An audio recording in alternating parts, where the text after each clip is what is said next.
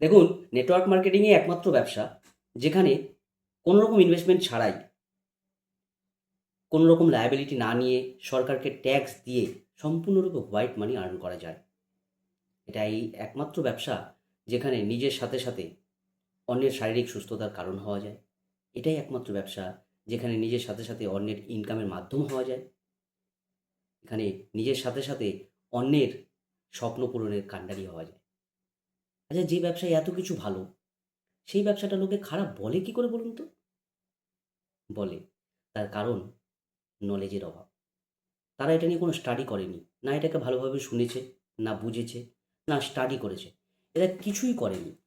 শুধুমাত্র নিজেদেরকে একটু বেশি জ্ঞানী মনে করে তারা তাদের মত প্রকাশ করে। কিন্তু উচিত কি নয় যে আজকে যেখানে নেটওয়ার্ক মার্কেটিং এইভাবে ভারতবর্ষে বিস্তার লাভ করতে যাচ্ছে, সেই জায়গায় একজন দায়িত্বশীল নাগরিক হিসাবে নেটওয়ার্ক মার্কেটিংটা বোঝা, বুঝে সেইটা নিয়ে একটু স্টাডি করে তারপর কথা বলা। দেখুন, মানুষ তো করছে, করবে, কাউকে আপনি বলতে পারবেন না। কিন্তু নিজে আপনি এই ভুলটা করবেন না।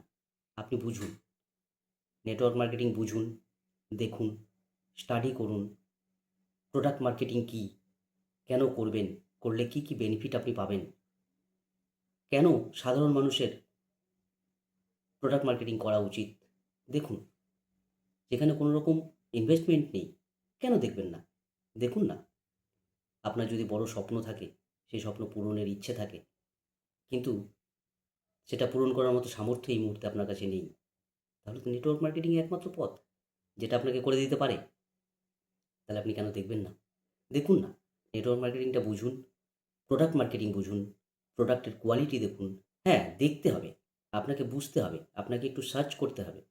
আপনি দেখুন না কোন কোম্পানির প্রোডাক্ট ভালো, কোন কোম্পানির প্ল্যান ভালো, কোন কোম্পানি মানুষের জন্য এসেছে, কোন কোম্পানি মানুষকে ঠকাচ্ছে না, কোন কোম্পানি ব্যাকবোন অনেকটা স্ট্রং, দেখতে হবে। বিশেষ করে দেশীয় কোম্পানিগুলোতে যদি আপনি কাজ করেন, তাহলে মনে রাখবেন আপনি তো ইনকাম করবেনই, আপনার সাথে সাথে দেশের কিন্তু রেভিনিউ জেনারেট হবে। যেটা বিদেশি কোম্পানি হলে কিন্তু আপনার কষ্টের কিছু অংশ বিদেশে চলে যাবে। দেখুন, বুঝুন, তারপর নেটওয়ার্ক মার্কেটিং শুরু করুন। নেটওয়ার্ক মার্কেটিংই একমাত্র পথ যেখানে জিরো থেকে হিরো হওয়া যায়। হ্যাঁ, হয়তো সময় লাগে। আপনার যোগ্যতা যত বাড়বে, তত আপনার ইনকাম বাড়বে। আজকে আপনার যোগ্যতা কম, ইনকাম কম থাকবে। আপনাকে এখানে শেখানো হবে, আপনি শিখবেন, শিখে নিজের যোগ্যতাকে কাজে লাগাবেন। যত কাজে লাগাবেন, তত আপনার ইনকাম বাড়বে, আপনার পপুলারিটি বাড়বে, আপনার পরিচিতি বাড়বে, সম্মান বাড়বে, সমস্ত কিছু বাড়বে। সাথে সাথে হোয়াইট মানি আর্ন করতে পারবেন। আর কি পারবেন? কিছু লোকের কর্মসংস্থান করে দিতে পারবেন, যারাও আপনার সাথে সাথে আর্ন করবে। কিছু মানুষের স্বপ্ন পূরণ করতে পারবেন আপনার নিজের স্বপ্ন পূরণের সাথে সাথে। আচ্ছা, ইনকাম তো বিভিন্ন রকমভাবে করা যায়।